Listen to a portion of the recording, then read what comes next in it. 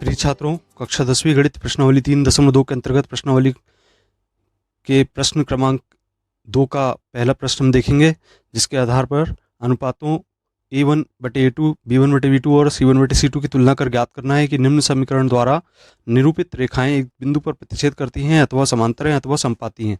जिसमें पहला प्रश्न है 5x ऋण 4y धन 8 बराबर 0 और 7x धन 6y ऋण 9 बराबर 0।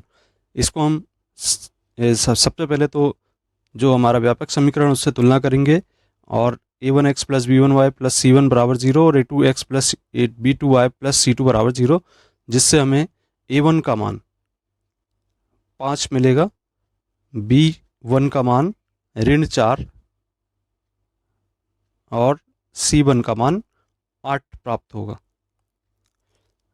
इसी प्रकार से समीकरण 2 की तुलना करेंगे। a2 का मान 7, b2 का मान 6 तथा c2 का मान ऋण 9।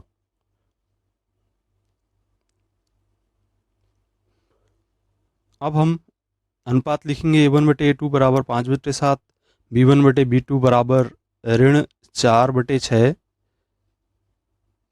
c1/C2 बराबर 8/ऋण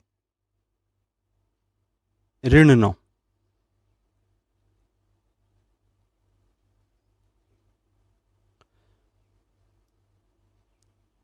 अब चूंकि यहाँ पर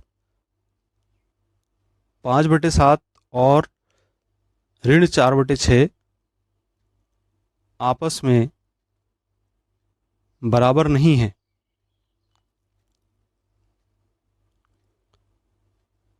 अतः हम कहेंगे कि a1/A2 बराबर नहीं है b1/B2 के।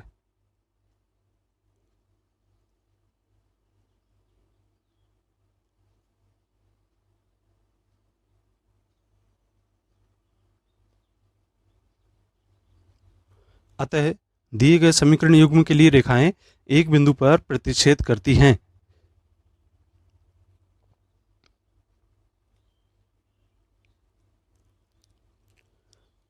तो ये प्रश्न आपको समझ में आ गया होगा किस प्रकार से हमें तुलना करनी है। अब हम देखते हैं दूसरा प्रश्न इसी का। 9x धन 3y धन 12 बराबर 0 तथा 18x धन 6y धन 24 बराबर 0।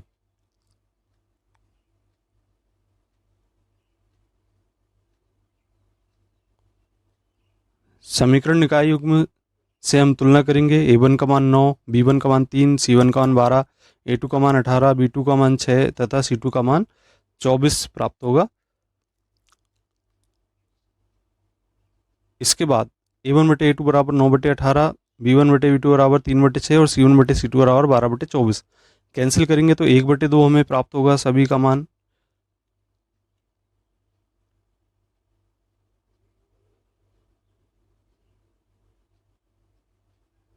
इसके आधार पे हम कहेंगे कि ये सभी मान आपस में बराबर हैं 1/2 के, और फिर हम कह सकते हैं कि a1/A2 बराबर b1/B2 बराबर है c1/C2 के।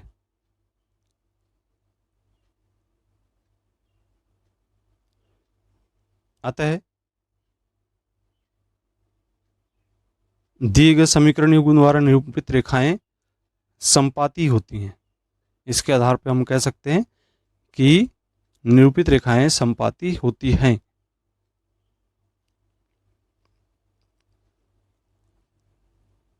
अगला प्रश्न 6x ऋण 3y धन 10 बराबर 0 और 2x ऋण y धन 9 बराबर 0।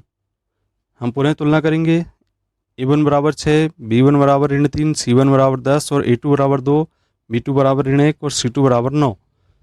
इनके अनुपात ज्ञात करेंगे तो a1/A2 बराबर हमें प्राप्त होगा 6/2 के, और b1/B2 का मान ऋण 3/1 और c1/C2 का मान 10/9।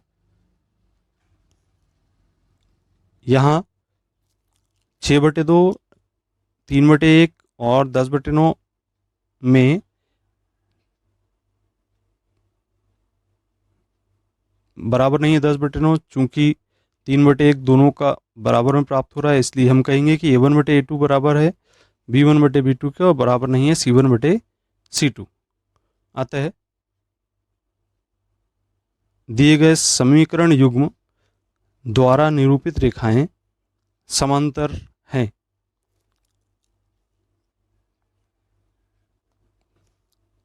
तो इन प्रश्नों को इस प्रकार से हल करना है, और वीडियो को पूरा देखने के लिए बहुत बहुत धन्यवाद।